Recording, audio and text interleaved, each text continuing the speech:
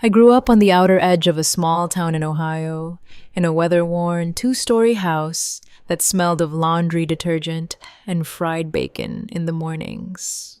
Our mailbox leaned slightly to one side, like it too had given up on standing tall. Inside lived my parents, my twin brother, Nathan, and me. People used to tell my mother that twins were a blessing. She'd smile politely and reply, "Yes, they're a handful." But deep down, she and my father had already decided which hand was worth holding. Nathan was the golden child. He was the one with straight A's, the one my dad called our little prodigy.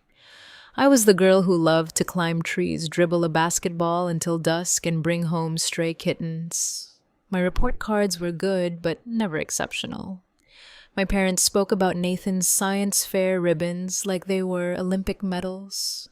My soccer trophies collected dust in the back of my closet because Mom didn't want all that clutter on the mantle. On our 14th birthday, the difference between us felt like a canyon.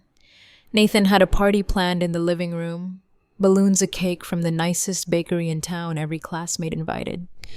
My mother spent days planning it for me. She said she'd do something small later, that something turned into nothing. My friends, sensing the awkwardness, picked me up and took me for ice cream instead. I still remember the taste of mint chocolate chip that night, the way the cold creaminess dulled the sting of being forgotten. Grandma Helen was the only person who seemed to see me. She'd drive in from Columbus once a month, always in her blue Buick with the air freshener shaped like a daisy. She'd bring me peanut butter fudge wrapped in wax paper and slip a $5 bill into my palm like we were co-conspirators. "For something sweet just for you," she'd whisper. Those visits were oxygen. At home, the rules were ironclad. No friends over, no phones after 8 homework before dinner. Nathan could bend them, stay up late, studying disappear with friends. And my parents turned a blind eye. I learned early that I couldn't. One spring afternoon in sophomore year, I downloaded Snapchat on my cheap Android phone just to keep up with my friends. It felt like a small rebellion, like carving my initials into the underside of the school bleachers. My parents found out within hours. Nathan must have told them. And the explosion that followed was like a tornado ripping through our kitchen. My dad's face turned a violent red as he threw my backpack against the wall. My mom yanked the door off my bedroom hinges and declared no privacy until you earn our trust. Standing there, stripped of even a door, I felt like an inmate. Nathan hovered in the doorway, a smirk tugging at the corner of his mouth. He'd learned to weaponize my parents' anger. If he stole a 20 from Dad's wallet, he'd tell them I did it. If something went missing, he'd point at me. They believed him automatically. At school, he started muttering things about me to his friends. I didn't think much of it at first, teenage gossip, but then I noticed the way people's eyes changed when they looked at me. Conversations stopped when I approached.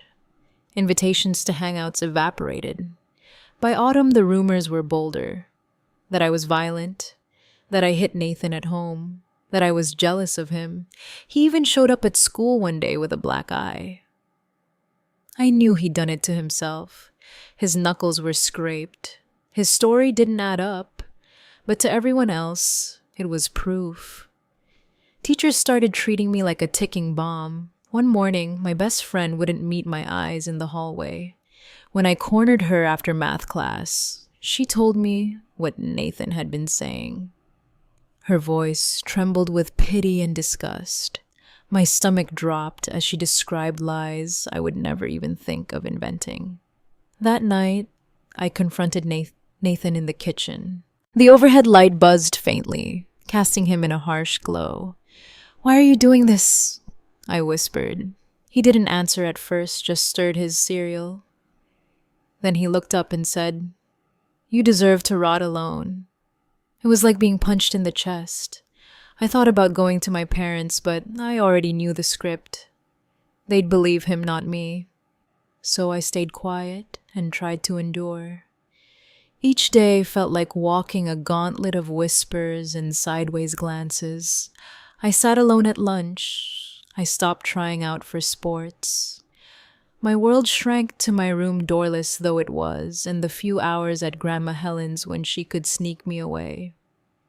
Looking back, the signs were all there, but at 14 you think every storm will blow over.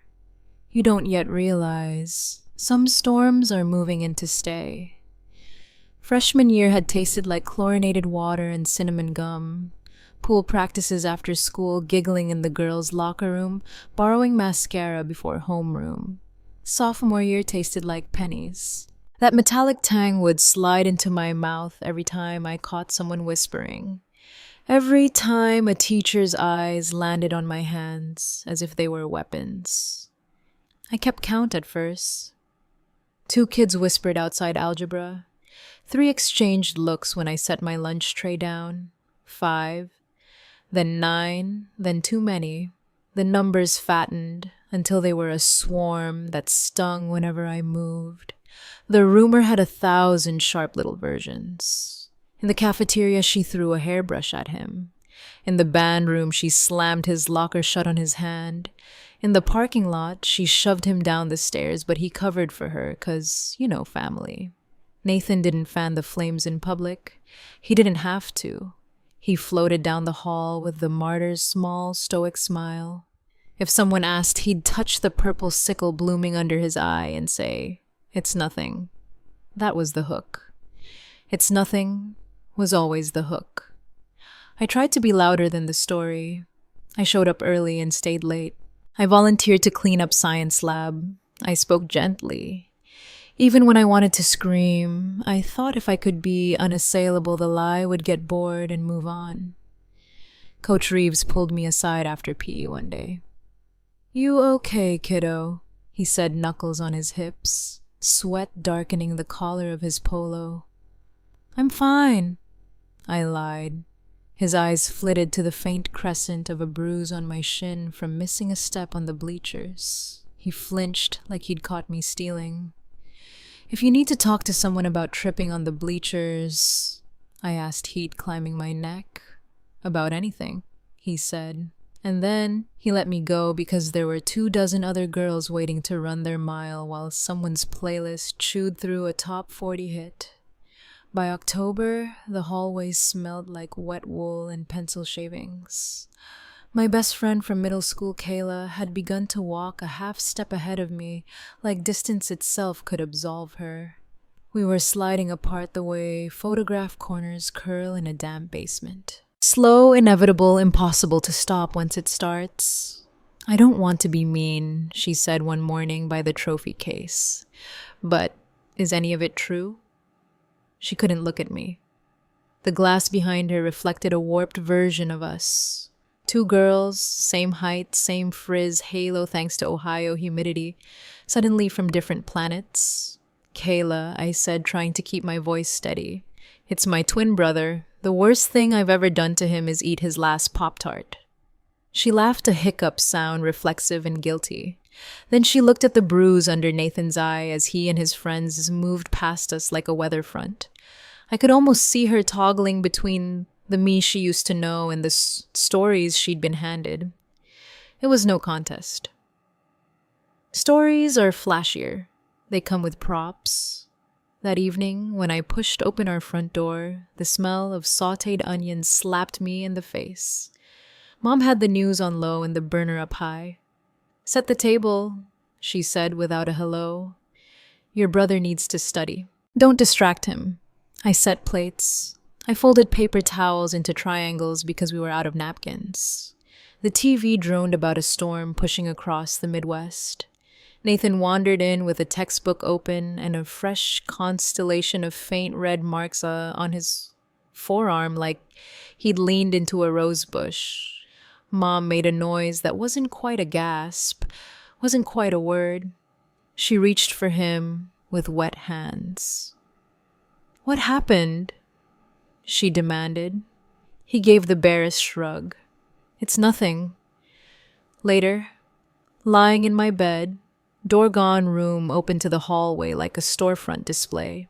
I stared at the ceiling fan until my eyes hurt. The house settled and creaked the way old houses do when they pretend they're ships.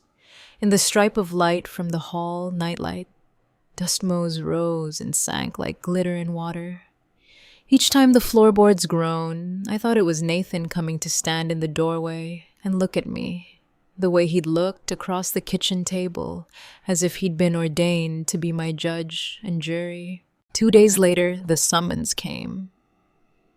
"Principal Carter wants to see you," Miss Delgato said in English, holding a pink slip like a tiny flag of surrender. Her eyebrows were soft with concern. "He asked for Nathan too." The walk to the office felt like a mile even though it was 90 steps. I counted because it helped to pin the world to something measurable. The secretary, Mrs. Fenway, wore her usual blazer with the enamel apple pin. "Go right in," she said, and in the way she wouldn't meet my eyes, I knew that the story had made it to the grown-ups too. Principal Carter's office had that specific school smell. Coffee gone cold toner, old carpet, and a poster of a bald eagle that had been curling at the corners since the Bush administration. Nathan sat in one leather chair, hands folded, a picture from a pamphlet about promising youth. Mom and Dad were on the couch. Mom clutched a wad of tissues. Dad looked like a statue of a man too angry to blink. "Thank you for coming," Principal Carter said, steepling his fingers. He had the voice people use when they're trying to guide a deer out of a grocery store. "We've had several reports." "Lies," I blurted before he'd finished. He blinked, and I heard how desperate I sounded. "Let's take turns," he said. "Nathan, why don't you start by telling us what's been going on at home?" Nathan inhaled delicately like an actor taking their first breath on stage. "It's been hard," he said and looked down. "I think she gets frustrated." Dad barked. "You mean your sister?" Nathan's throat bobbed. "My sister," he said.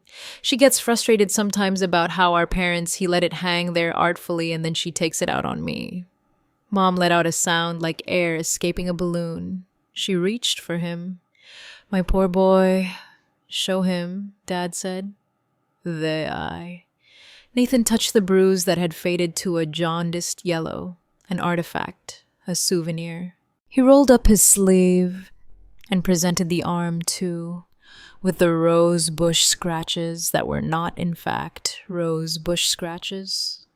Even from across the office, I could see the linearity of the marks, the way they tracked the particular angle of fingernails you dig into your own skin when the mirror is your accomplice. "May I speak?" I asked, and my voice came out small. "In a moment," Principal Carter said gently. "Nathan, when did this start?" "A while ago," Nathan said. "I didn't want to get her in trouble." "What a good brother," Mom whispered. Something in me snapped a little. It wasn't loud. It didn't break my posture. It was the clean sound a twig makes when you're not watching where you step in the woods. "He's lying," I said. "He's been lying for months." "Nathan doesn't lie," Dad said like it was a fact printed in a manual. His jaw jutted. He had that look he got when our neighbor's dog barked too long, like inconvenience itself was a personal insult. "Let her speak," Principal Carter said. He gestured at me with an open palm. "Go ahead." I told them everything. The day Mom unhinged my door, the $20 bill, I didn't take the Pop-Tart, the way Nathan's stories had unfurled at school and grown legs of their own, how Kayla had asked me if any of it was true and looked at me like I was a foreign language she used to speak. "If you really want proof," I said, hands shaking, "look at the pattern of his bruises. Look at his knuckles. Look at the timing. They appear after he's closed in his room for an hour, and then boom, new bruise the next day at school. He's making them. He's hurting himself." Mom gasped, like I'd confessed to arson. "Horrible," she whispered, staring at me as if I'd just sprouted horns. "Enough," Dad said and slapped his knee as if the thigh was a bell. I will not sit here and listen to my daughter make up medical mystery stories to cover her behavior. Mr. Carter, I said, pivoting. If I could just get the adult in the room on my side, the dominoes would have fallen the other way. Please, I don't want to be dramatic. This isn't true. I haven't laid a hand on him. Not once. Principal Carter threaded and unthreaded his fingers. In the dead zone between his words, the wall clock ticked so loudly it sounded like it had migrated inside my skull. We don't take allegations of bullying lightly, he said finally. We also don't take false accusations lightly, but there have been multiple reports. Reports of what people think they saw after he showed them a bruise he gave himself, I said, and my voice cracked on himself. He looked sad in a way that didn't help me. Given the volume of concern, he said, and until we have clarity, we're going to issue a 10-day suspension. This is provisional. It's meant to be restorative, not punitive.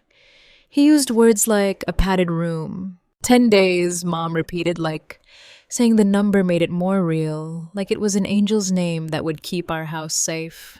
I felt the room tilt. You're suspending me for something I didn't do. We have to think about the safety of all students, he said. We'll expect you back after the suspension to meet with Miss Finch, our counselor, and with me. Dad stood as if propelled by a spring. Finally, he said, exploding with a righteous relief that made bile climb my throat. Finally, someone is taking this seriously. I'm taking this seriously, I said, but the moment for that sentence had passed. It fell like a penny into a fountain, gone irretrievable insufficient. Mom squeezed Nathan's hand. He looked saintly. If anyone had walked by right then and peered into the office window, they would have seen exactly what the story wanted them to see. A brave boy, his tender mother, a firm father, a reluctant authority figure, and me. Jaw-tight eyes, bright with tears, fitting too neatly into the silhouette of the villain. They made me hand over my student ID badge as if it were a passport to a country I'd abused. You can collect it when you return, Mrs. Ass Fenway said at the front desk, and she slid me a copy of the suspension letter with a paperclip the color of rust. In the parking lot, the air had that Ohio and November bite a clean cold that made the world look like it had been polished. Our car was angled crookedly across 2 spots.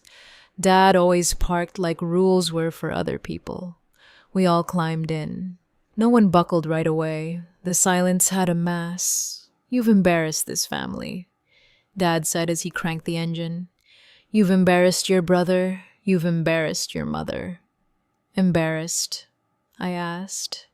The word felt thin, wrong-sized. I've been walking down that hallway alone for months. Good, he said, shifting into reverse. Gives you time to think. Mom sniffled. She dabbed the corner of her eye, even though she hadn't cried. We tried to raise you, right? The ride home was 15 minutes long and an hour deep. Fields slid by, stubbled with corn stalks that looked like rows of broken pencils. The sky had that low pewter lid that made you feel like your thoughts were echoing. Nathan sat behind Dad and watched my reflection in the windshield, as if he were measuring me for something. We pulled into the driveway, our leaning mailbox like a drunk sentry, and the garage door groaned up. Dad didn't even cut the engine before he was out of the car moving toward the house, like a storm cloud walking on legs. I stayed buckled. Mama napped her seatbelt and twisted to face me. You're going to apologize, she said. You're going to mean it. To whom? My voice came out. To the rumor. To your brother, she said. To us, to Mr. Carter, to whomever it takes to make this right. The house felt colder than outside. Dad headed straight to my room, and for a weird, weightless second, I thought he was going to put my door back on its hinges like the past hour had knocked some sense into him. Instead, he went to my closet and yanked my suitcase from the top shelf so hard it rained old dust and a forgotten scrunchie. Dad, I said. But he was already unzipping, already reaching for the stack of jeans, the shirts I'd folded 3 days before when Mom had barked that I was letting my drawers get sloppy. Pack, he said. He didn't look at me. You're going to your grandmother's for a while. A while, I echoed. He jammed socks into the suitcase like he was stuffing a mouth. As long as it takes. Nathan leaned in the doorway the way he had the night I confronted him in the kitchen. Only now he had an audience. He lifted an eyebrow like a curtain. She'll like that, he said. She can have all the privacy she wants. Oh, wait. He smirked toward the hinge scars on my wall. Guess she's not used to doors. Ouch, Mom snapped at him, which might have been the kindest thing she did for me that day. He sauntered away not out of obedience, but boredom. He had other scenes to star in. Please, I said, because I didn't know what else to say. It's a small word that feels like a raft. It never looks dignified. Please listen to me. Dad stopped packing long enough to look up. His eyes were the same shade as mine, muddy hazel, but there was none of me in them. You're not the victim here, he said. Your brother is. I could feel something inside me trying to calcify, trying to build coral out of all this salt water. I thought of Grandma Helen's hands, the way her knuckles had grown like knots on a tree, the way she patted the passenger seat belt whenever I got in her Buick.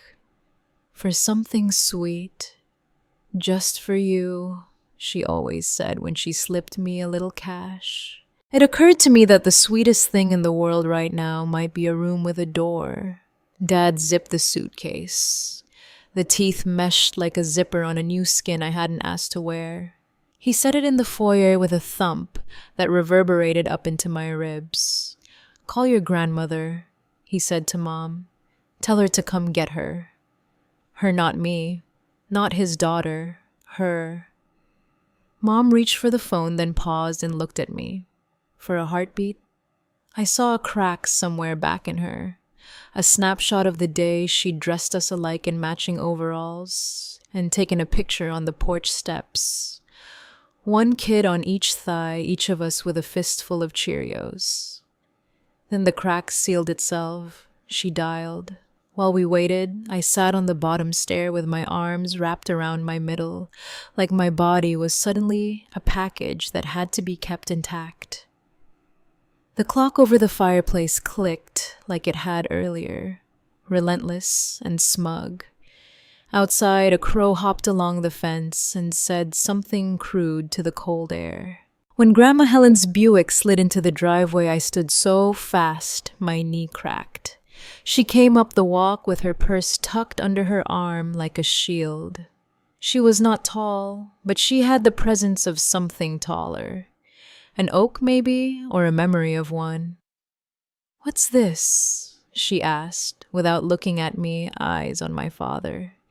Years of Ohio politeness put a varnish on her voice, but underneath I could hear steel. We need a reset, Dad said. Some consequences. She can stay with you for the suspension. Grandma's gaze flicked to my face, saw the saline glitter, the chapped lower lip. I'd been worrying with my teeth and then back to Dad. She took a breath. So slow it looked like a meditation.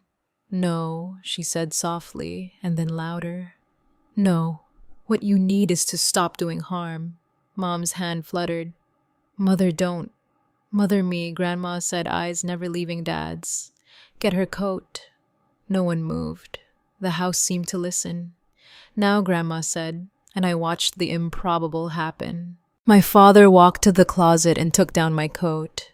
He handed it to me like it was evidence that might burn him.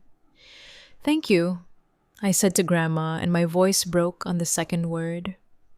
She turned to me, then, her face softening so quickly it made me dizzy. Come on, sugar, she said. You'll ride with me. I threaded my arms into sleeves and felt the familiar weight of winter on my shoulders.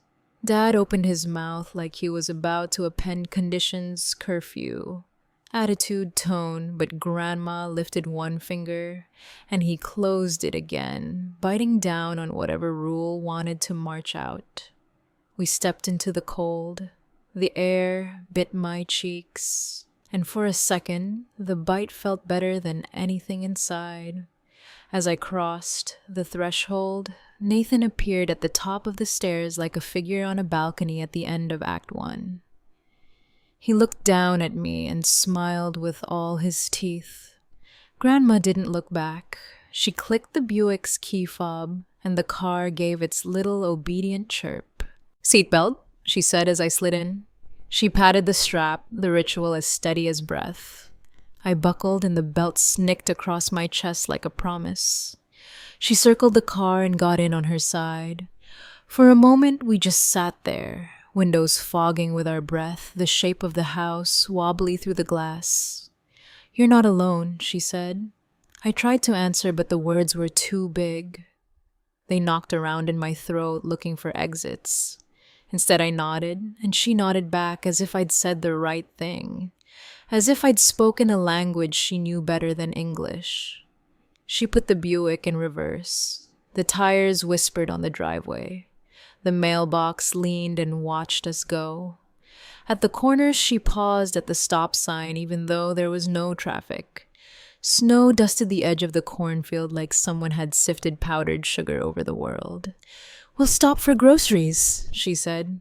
"We'll make chili. We'll call your aunt. We'll make a plan."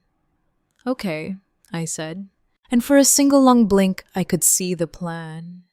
Just the outline, a room with a door, nights without whispers, mornings that didn't start with accusations, a table where my seat was not a mistake.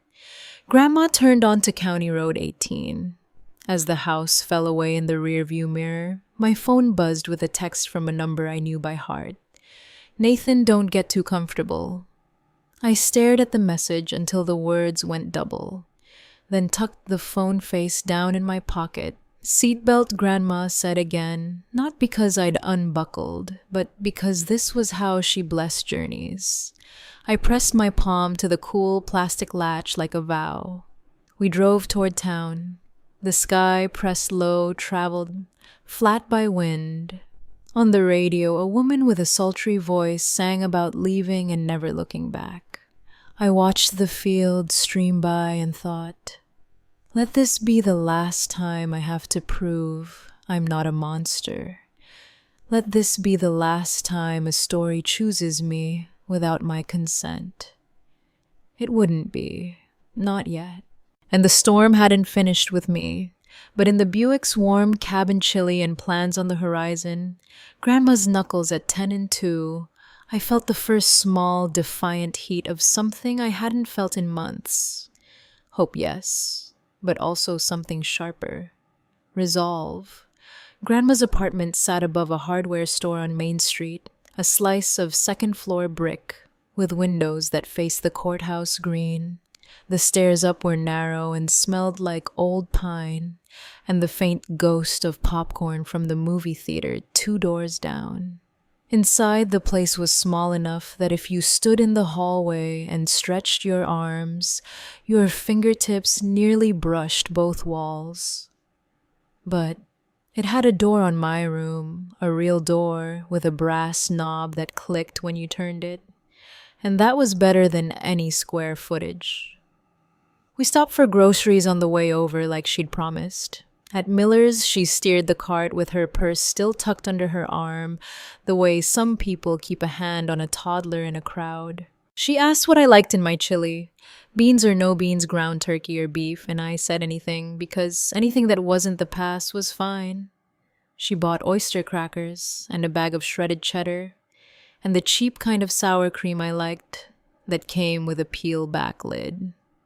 At the checkout, she added a small, silly bouquet of daisies from the bucket near the door and passed it to me without comment, as if we always bought flowers on Tuesdays. Her apartment was warm in a way our house had never been. There were crocheted blankets draped over the couch and a hummingbird calendar in the kitchen with appointments written in tidy blue script. Dentist. 2 p.m., Book club, 6:30. Aunt Lou's birthday call. My room had once been her sewing room. There was still a jar of buttons on the dresser, and the bed was a fold-out with a mattress that puffed like a marshmallow. I ran my palm over the comforter. It wasn't new. It was clean. While the chili simmered, she set me to rinsing beans at the sink. Outside, late sun stitched the edges of the courthouse statue in gold thread. People drifted past on the sidewalk, bundled against the cold.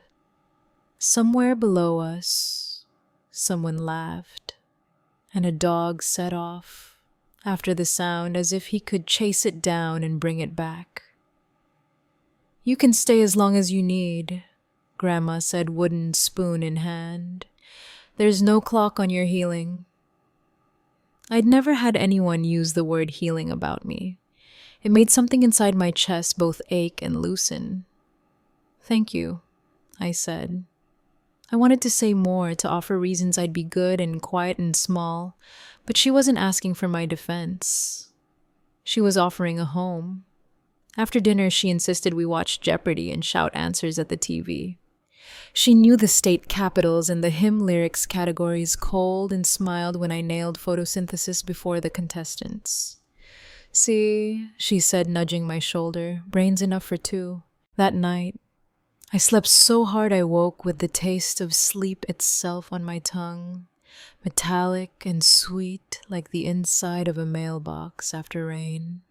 I lay there for a few seconds and looked at the band of light under the door.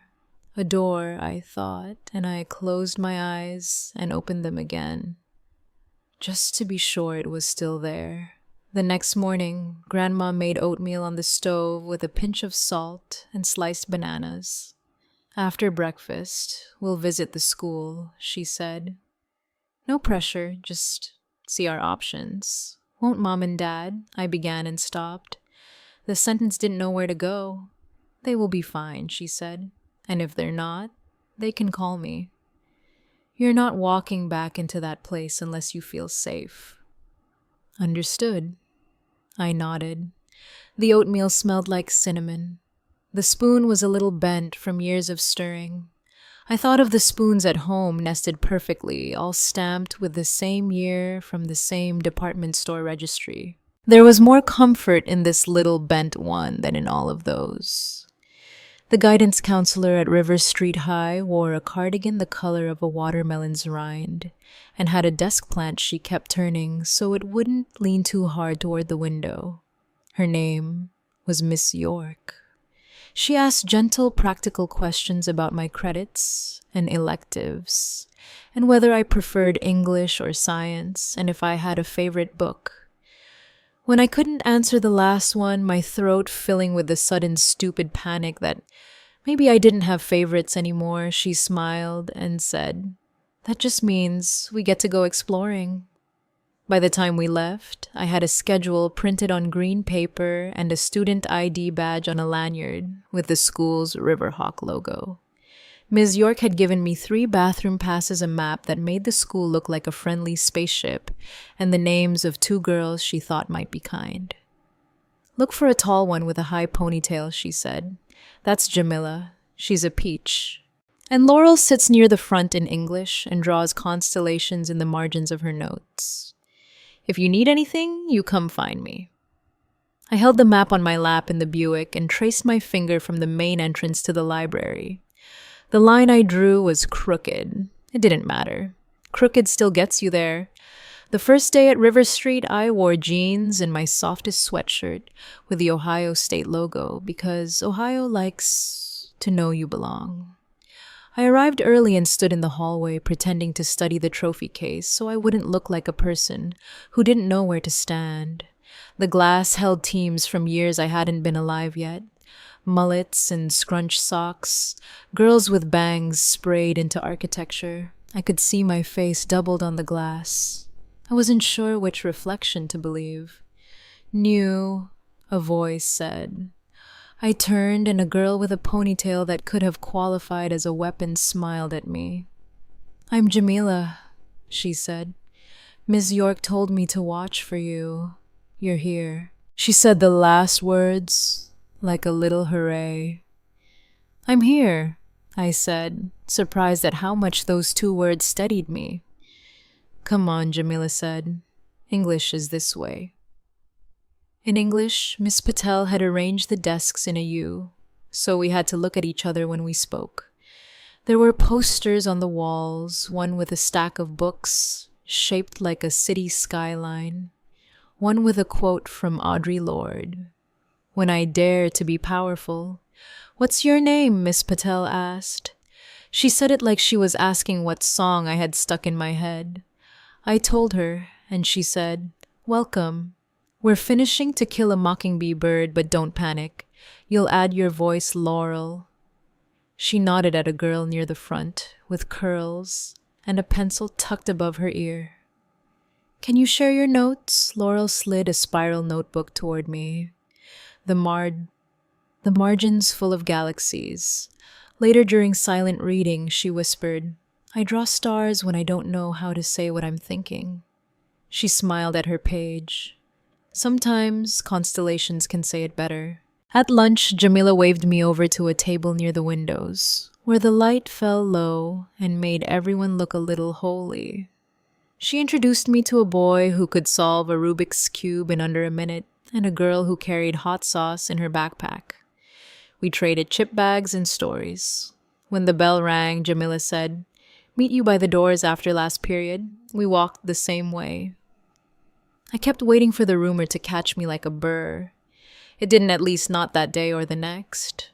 There were stares. New faces always draw them, but they were curious, not cutting.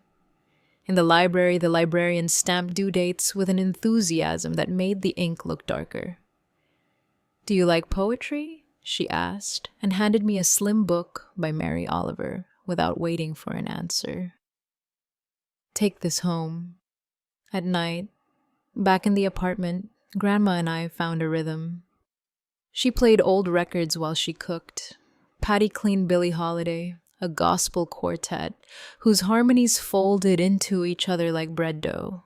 I did homework at the little kitchen table with the hummingbird calendar and the jar of buttons and the good light. When it snowed, we stood at the window with our mugs and watched the courthouse green turn from brown to white. The world muffled itself. For once, I welcomed the quiet. On Saturdays, we did laundry together in the basement of the building, the machines chugging like friendly engines.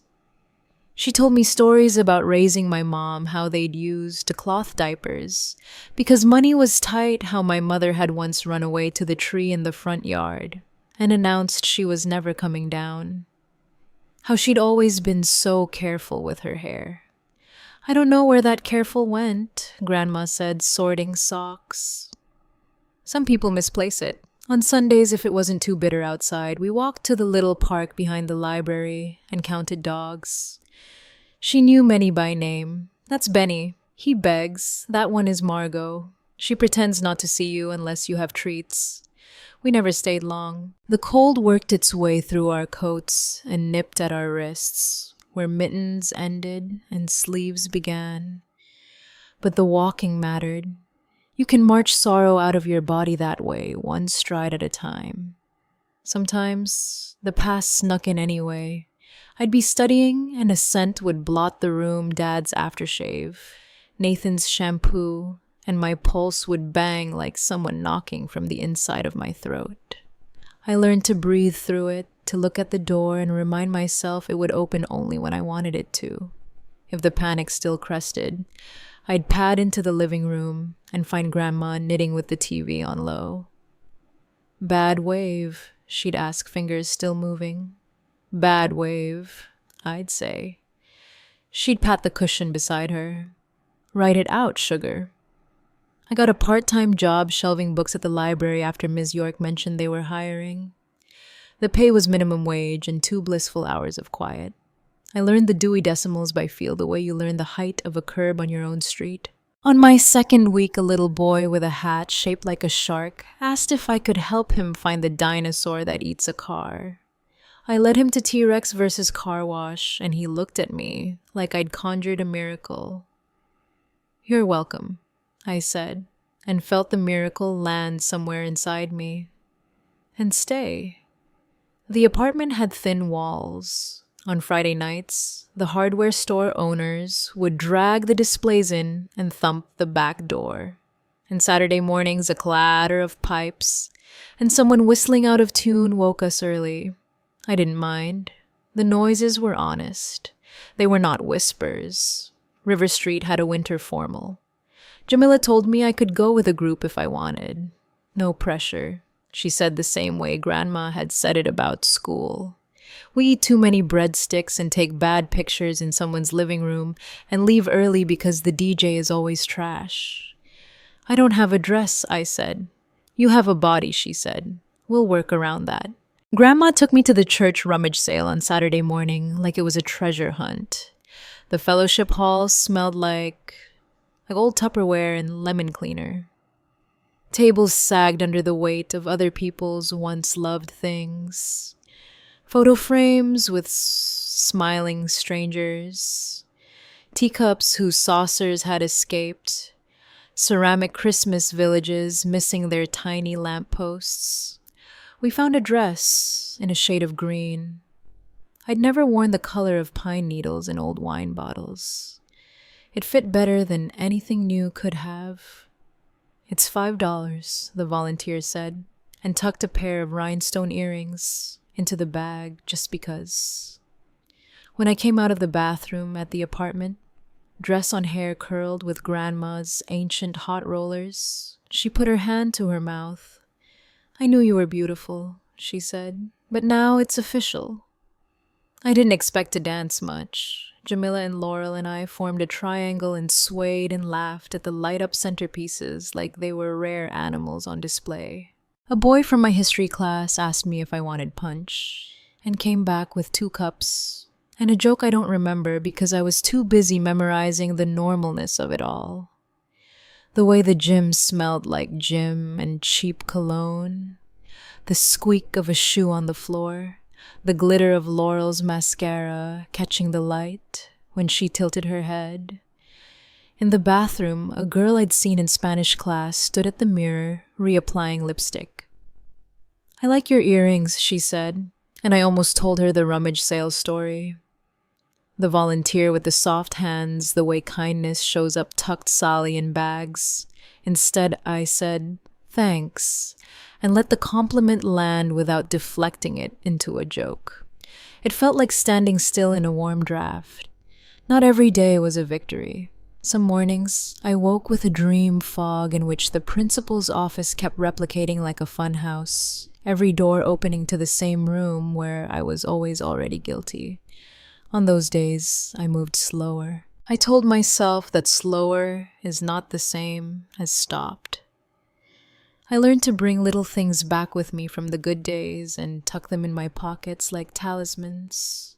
The weight of the library stamp in my hand, the taste of Grandma's chili heavy with cumin, Jamila's ponytail flashing like a metronome in the hall, Laurel's galaxies in the margins marching off the page. A week after the winter formal, I was shelving returns when my phone buzzed with a text from an unknown number. The bubble sat there, pale and waiting. I pinched the bridge of my nose. There are things that feel like choices and things that don't. I opened it. "Mom, your grandmother says you're doing okay. We want to talk." I stared at the rectangle of words until the letters started to float.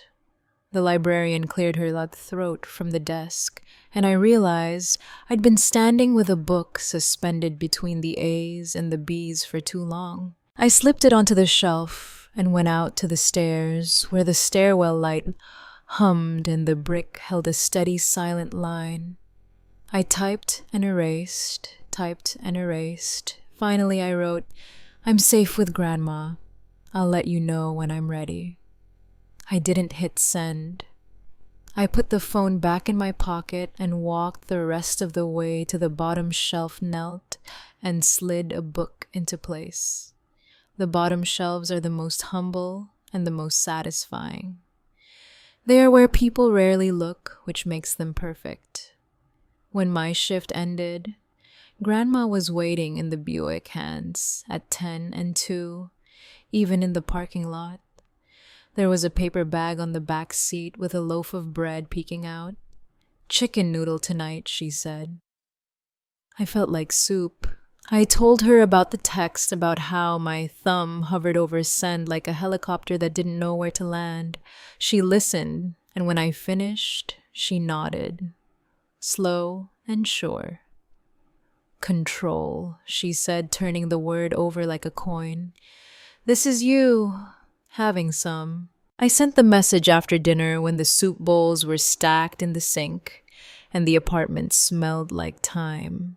My phone pinged almost immediately. "Mom, we love you." I didn't have an answer for that. Love is a word that gets borrowed a lot and returned damaged. I set the phone face down and pulled my homework toward me. On the corner of my English notebook, I drew a little constellation where there wasn't one. A cluster of dots I connected just because I could. In March, I melted off the sidewalks, and Main Street puddled into mirrors.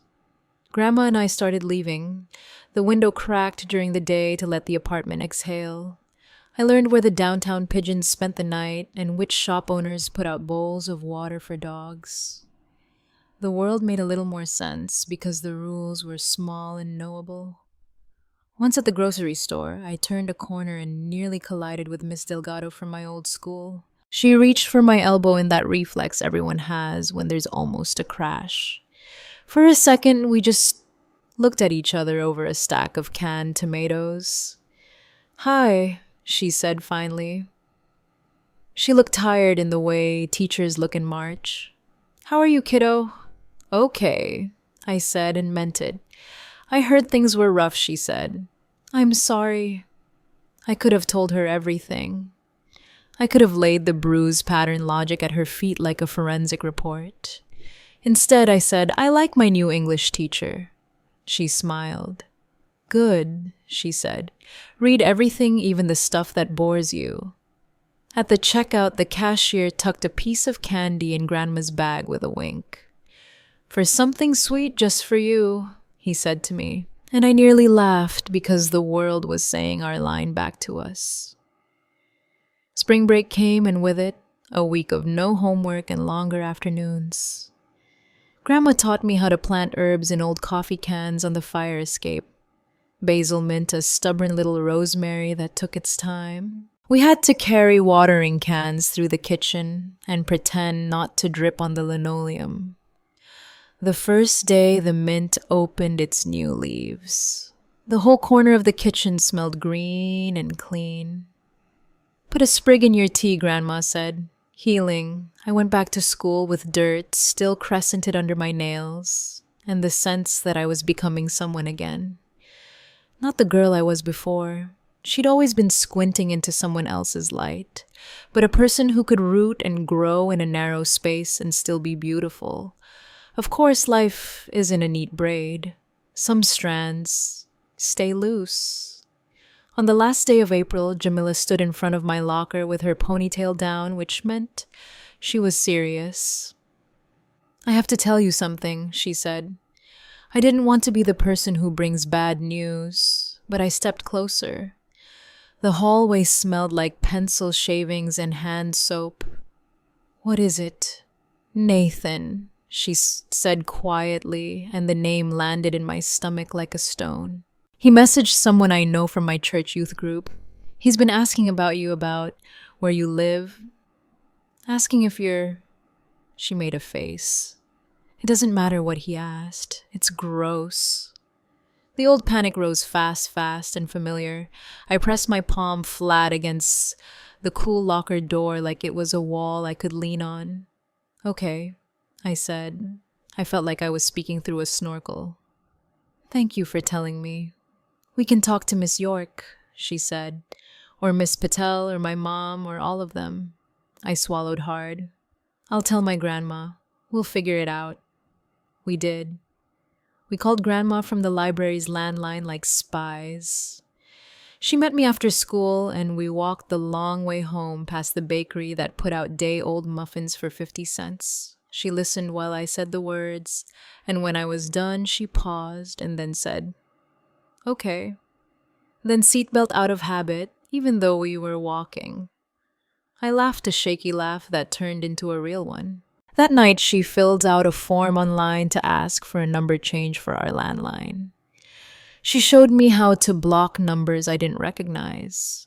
She printed a page from a state website about harassment and put it in a folder labeled "just in case," and then, because she was who she was, filed it in a drawer, but not before telling me where it was. The next morning, the sun came up like it always does, first pink, then brave. I made toast and burned one slice and ate it anyway. In English, Ms. Patel wrote a sentence fragment on the board, walking home in the rain, and asked us to finish it 3 different ways. I wrote 3, then a 4th. Laurel leaned over, pointed at the last one, and nodded like there. After class, Jamila hooked her arm through mine and said, "We've got you." When I got home, the mint on the fire escape had put out 2 new leaves. They were small and stubborn and perfectly green. I pinched one, rolled it between my fingers, and breathed in. Then I went inside, closed my door. The clicks still knew enough to feel like magic, and sat at the little desk with the hummingbird calendar and the jar of buttons. I opened a blank notebook and wrote my name at the top of the first page, not as a student or a suspect, but as the author. I didn't yet know that the story I'd start in that notebook would carry me out of that apartment and onto airplanes, into conference rooms and coffee shops and living rooms in cities I couldn't spell without help. That it would let me build a life held up not by someone else's version of me, but by my own words. I only knew that the pen felt right in my hand, and that, for the first time in a long time, the future felt less like a hallway and more like a room with a window I could open whenever I wanted. I wrote, "Before the storm, I learned to sleep with my shoes by the bed." Then I crossed it out. I wrote, "I learned to love doors." Then I learned to love the person who closed them gently behind her and kept the key. Grandma tapped on my door then and cracked it just enough to slide in a plate with a brownie on it. The top crackled like a tiny dry lake. "For something sweet, just for you," she said, and closed the door carefully, respectfully, like a librarian closing a rare book. I ate the brownie in 3 greedy bites and licked the powdered sugar from my thumb and went back to the page. Outside the courthouse, bells rang the hour. Pigeons fussed on the ledge. The chili from last night flavored the apartment with comfort. I took another breath of mint and ink and pencil shavings. Then I started the chapter that would become my next life. I left Grandma's apartment on a warm August morning with 2 suitcases and a heart that felt like it was both breaking and flying. She hugged me twice at the bus station and tucked a 20 into my pocket the way she always had.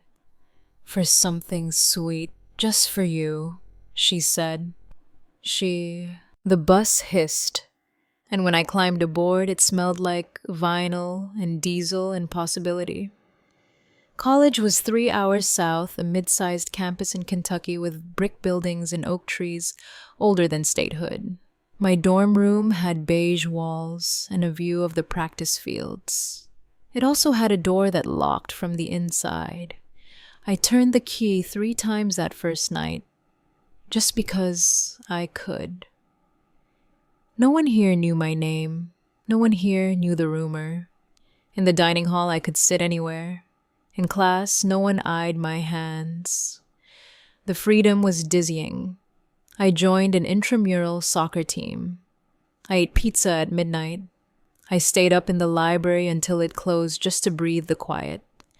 Money was tight, so I went looking for work. The campus job board led me to a professor who needed someone to edit blog posts for her research lab. $10 a post, then another client, then another. By winter break, I had a small list of regulars and a PayPal balance big enough to buy my own textbooks. I realized I wasn't just good at writing. I liked it. Sitting at a cafe table with my laptop felt like putting bricks into a wall that would hold me up someday. I still called Grandma every Sunday. She wanted to hear about my classes, but mostly she wanted to hear me laugh. "You sound lighter," she said once, "like you're finally walking on your own side of the street." By the time graduation rolled around 4 years later, I had a degree, a portfolio, and a plan. Instead of applying for office jobs, I took a chance on myself and filed taxes as a freelancer. Clients kept coming. Checks got bigger. I saved for travel, took my first flight out west, wrote from coffee shops in Seattle, Austin, Santa Fe. Each new city felt like another brick in the wall I'd started building in Grandma's kitchen. I wasn't healed. Not yet. But I was free enough to start. By my mid-20s, my laptop had become my office and my passport. I rented short-term rooms through apps, worked from library tables, coffee shops, even the back seat of a friend's car on a road trip. I wrote blog posts for a gardening company from a motel in Utah, product descriptions for a tech startup from a porch swing in Georgia, and an entire white paper for an NGO while snow fell outside a cabin in Vermont. It wasn't glamorous. Wi-Fi outages, deadlines at 2 a.m., meals of gas station trail mix, but it was mine. Each invoice I sent felt like another mile between me and the girl who'd been thrown out of her own home. I sent Grandma postcards from every stop, always drawing a tiny door on the back. She taped them to her fridge until it looked like a patchwork quilt. 2 years in one of my regular clients introduced me to a major lifestyle brand that needed a whole series of blogs and product pages. The contract was larger than anything I'd imagined. I worked late nights for weeks, terrified I'd mess it up. And when it went live, their marketing director wrote, "You've given our products a voice." I posted a screenshot of the review on Instagram as a quiet celebration. That screenshot changed everything. Other brands reached out. Writers reposted my story. A local business podcast invited me to speak about freelancing. Then my old college contacted me and asked if I'd come give a seminar on building a writing career. Standing at the front of that classroom, looking at students leaning forward with notebooks open, I felt a strange click inside, as if the loop had closed and the hallway of my past had turned into a room of my own making. By the time I returned to Grandma's for the weekend, she had taped the seminar flyer to her hummingbird calendar. "You're in print," she said, tapping it with her finger. "You're being seen." I wasn't rich yet, but I was steady, respected, and most important, untethered. Each gig, each talk, each plane ticket was another proof that I could build something no rumor could tear down. The week after my seminar at the college was a blur of work and travel. I spent 2 nights in a hotel room in Chicago with a view of the river that looked like green glass, writing copy for a skincare brand during the day and answering student emails about freelancing at night. My Instagram following had doubled after the seminar video was reposted by a big writing account. Even my old English teacher from River Street had messaged me, "So proud of you." I got back to Grandma's apartment late on a Thursday. She'd left a plate of meatloaf and a note on the counter in her careful script. "Warm this up. Don't forget salad. Proud of you." I heated the meatloaf, poured myself iced tea, and scrolled my phone. 6 missed calls from Mom. I stared at the screen as if it belonged to someone else. The contact photo was a blurry years old snapshot from when we'd gone apple picking as kids, Nathan and me and flannel mom squinting in the sun. I hadn't seen her name flash across my phone in over a decade. My thumb hovered over. Call back so long the screen went dark. I paced the kitchen. The apartment was quiet, except for the hum of the refrigerator. My heart did a strange thing, faster but also hollow. I thought of all the times I'd waited for her call when I was at Grandma's at 14. Suspended and bewildered, thinking surely any minute she'd ring and say, "Come home, sweetheart. It was all a mistake." She never had. And now she was calling. I called back. She picked up on the first ring. "Honey," she said brightly.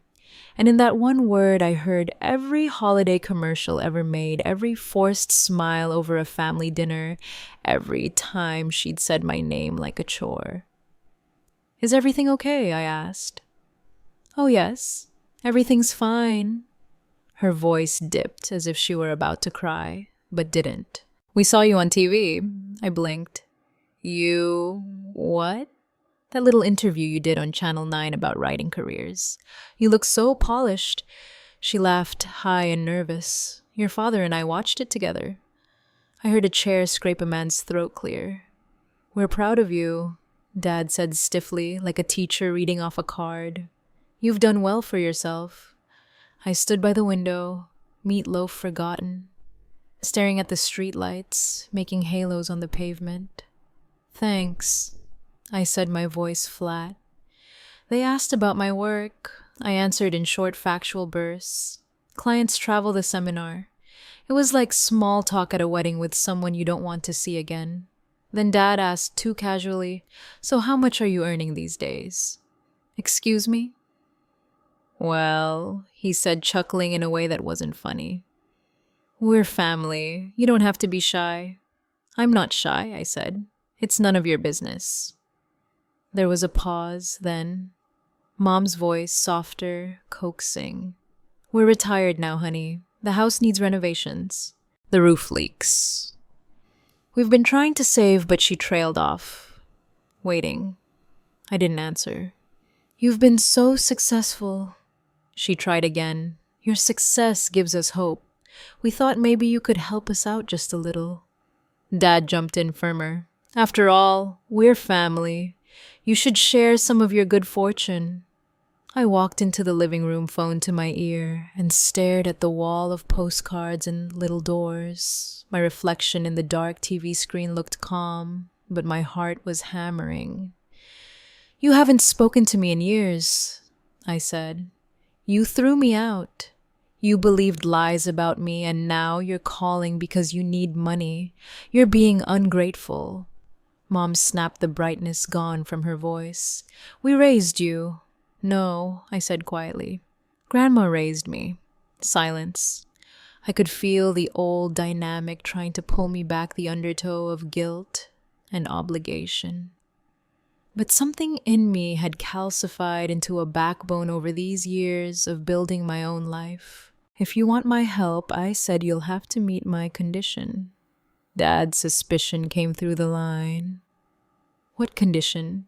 "You have to tell the truth," I said publicly in front of our family. "Admit that Nathan spread lies about me. Admit that you believed him and threw me out. Own what you did." "That's ridiculous," Mom hissed. "We can discuss this privately." "No," I said publicly. "The way you humiliated me."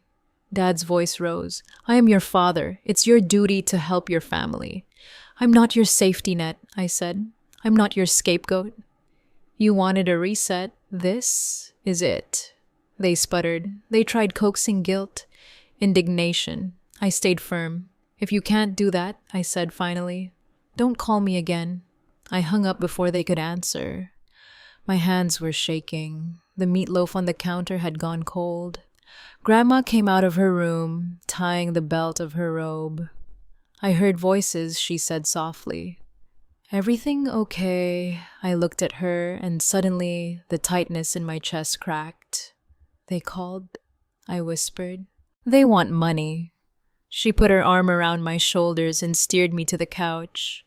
"Of course they do," she murmured.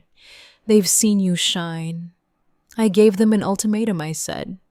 "I told them to admit the truth publicly or never call again." Grandma's eyes, still sharp under their hood of wrinkles, met mine. "Good girl," she said simply. We sat there in the quiet apartment, the postcards on the fridge, the hum of the refrigerator filling the silence. Outside, a delivery truck rumbled down Main Street. My phone buzzed once on the coffee table and went still. I didn't pick it up. For the first time in years, I felt not just free, but anchored. Like I'd built a life with enough weight to resist the pull of the past.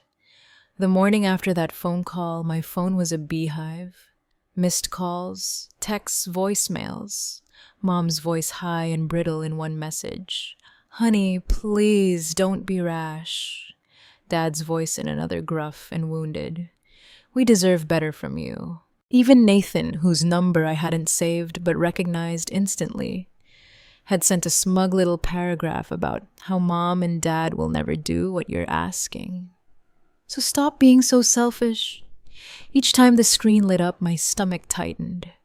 I muted notifications, turned the phone face down, made coffee, and tried to work, but the words on my laptop blurred. The coffee went cold. I sat at the kitchen table, hands around the mug, looking at the hummingbird calendar, at all the little doors drawn on the postcards taped to the fridge. I thought of the girl I had been at 14, sitting on the bottom step of that house while Dad packed my suitcase, whispering, please, to people who weren't listening. My heart beat faster, but not from fear, from anger, clean and clear like a bell. "They think they still own your story," Grandma said when she saw my face. She was kneading bread dough forearms, dusted with flour. "Maybe it's time you took it back." That night, after she went to bed, I sat at the little desk in my room and opened a blank email. The blue-white light of the screen made the shadows look deep. I cracked my knuckles, took a breath, and started to type.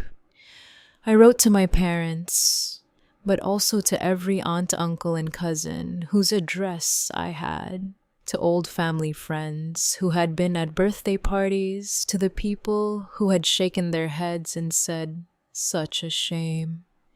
When I disappeared from the family photo album, I wrote in the first-person present tense, the way I'd learned to do in my writing to make readers feel a heartbeat in the words. I described the house on the edge of town, the birthday parties where Nathan got the balloons, and I got a token cupcake. The door ripped off my room. The rumor that metastasized into a suspension. The night my father packed my suitcase while I begged. How Grandma had come like a one-woman cavalry and scooped me up. Then I wrote about what had happened since. The library job, the new school, the postcards, the scholarship, the writing, the travel.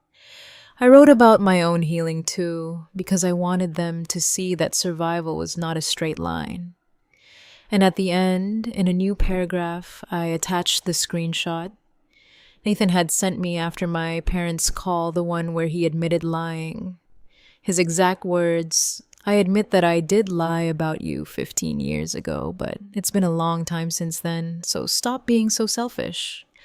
I looked at that line a long time, the audacity of it, the way he tried to frame a confession as an inconvenience, my pain as an obligation. I pasted it into the email beneath a single sentence. "Here's the truth you've all been living without for 15 years. By the time I was finished, it was nearly 200 in the morning. My fingers trembled from typing. The apartment was silent, except for the tick of the clock and the slow, steady breathing from Grandma's room. I read the whole thing twice out loud to the empty kitchen. Then I hit send. The next morning, my phone exploded. Pings and vibrations like a drum line. I put it on my silent, made tea, and sat at the table. Grandma joined me, hair still in curlers. "You did it," she said. It wasn't a question.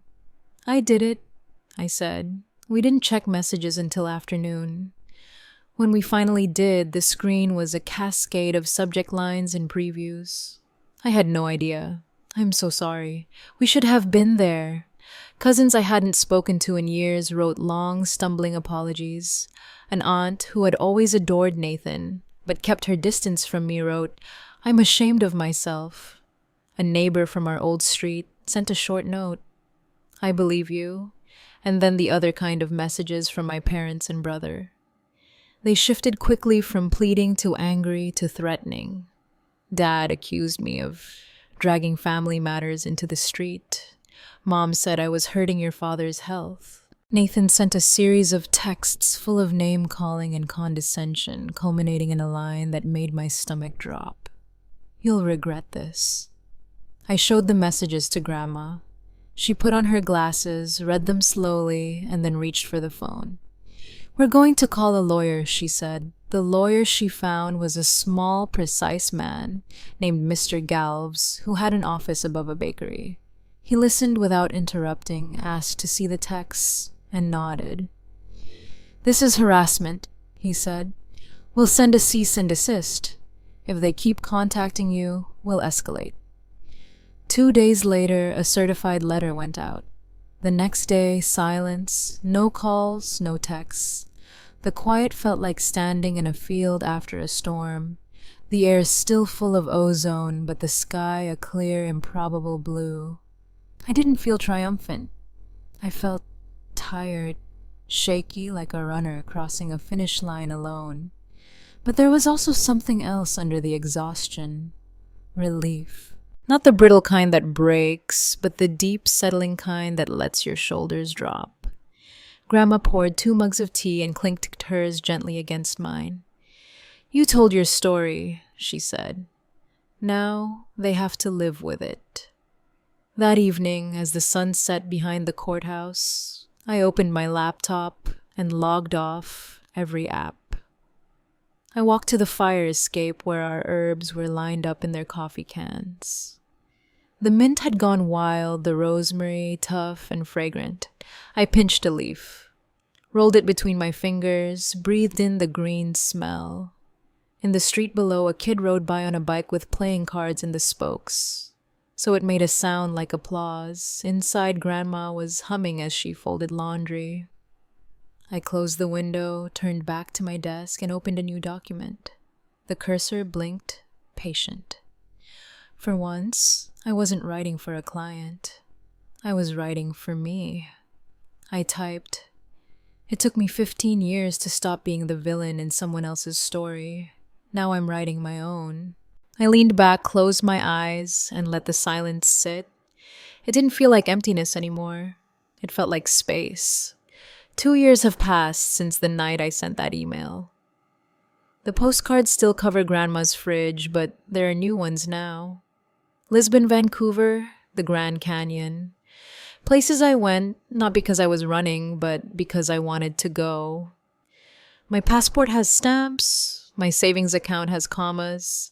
My days have a rhythm I built myself. I moved out of Grandma's apartment the winter after the cease and desist letter. Not because I wanted distance from her, but because I was finally ready to stand on my own feet. I found a small loft in Columbus with brick walls and a view of a mural of a girl reading a book that takes up the side of a building. The first night I slept there, I locked the door from the inside and slid the key under my pillow, a ritual as familiar as prayer. Grandma visits most weekends. She brings Tupperware full of chili herbs from the fire escape garden and the latest gossip from Main Street. We drink tea at my little kitchen table, the sunlight falling across our mugs, and she smiles every time she sees my name printed on a byline. "You're doing it," she says, shaking her head. "You really did it." I go to therapy now. Every Wednesday at 3:00 p.m., I sit on a soft gray couch and talk about things I used to hide. The way panic still flickers under my skin when the phone rings. The anger that sometimes surprises me. The parts of me that still believe I have to earn my place at the table. My therapist, a woman with kind eyes and a dry sense of humor, teaches me how to breathe through it. You survived, she says. Now you get to live. Living looks like mornings spent running by the river, afternoons writing for clients. I choose evenings reading books I never had time for in school. It looks like saying no without flinching. It looks like turning down projects that don't align with my values and raising my rates without apology. It looks like taking grandma on a trip to New Orleans for her birthday and watching her dance to a jazz band on Frenchman Street. My parents never met my condition. They didn't apologize publicly. They sent a few guarded emails at first. Let's put the past behind us. But when I didn't respond, the messages stopped. Nathan married and moved to another state. I don't follow their lives. I don't need to. The silence isn't punishment anymore. It's a boundary. Sometimes I still dream of that house on the edge of town. In the dream, the door to my old room is back on its hinges, and I'm standing in the doorway. But instead of going in, I turn away and walk. Walk down the hall, out the front door into daylight. When I wake up, my heart is steady. The dream doesn't haunt me. It tells me what I've done. On my desk in the loft, there's a framed photograph. Me at my college seminar, standing at the front of the classroom with a marker in my hand. Someone captured the moment just as I was laughing at a student's joke. My posture is open, my face unguarded. Every time I look at it, I see proof of the life I built from scraps. A room with a door, a voice that can tell the truth, hands that write my own story. Last month, a publishing house reached out about turning my journey into a book. Your story could help a lot of young people, the editor wrote. I told her I'd think about it because that's the real victory, the ability to choose. Sometimes, when Grandma visits, we still sit on the fire escape now lined with potted herbs. The mint is wild again. The rosemary is tall and woody. We sip tea and watch the city go by. She'll pat my knee and say, "Seatbelt out of habit," and we'll both laugh. The phrase has become a shorthand between us, a way of saying, "You're safe, you're buckled in, you're home." I'm not healed all the way. Healing isn't a finish line. It's a practice. But I'm no longer the girl begging to be believed. I'm the woman who built a life anyway. One evening this spring, as the sun set orange over the mural, I opened a fresh notebook. On the first page I wrote, I learned to love doors, and then I learned to walk through them. I closed, the book breathed in the smell of mint and ink and spring air and felt the quiet settle around me. It didn't feel empty. It felt like space. Space I had made. Space I could fill. And for the first time, I felt completely, unshakably mine.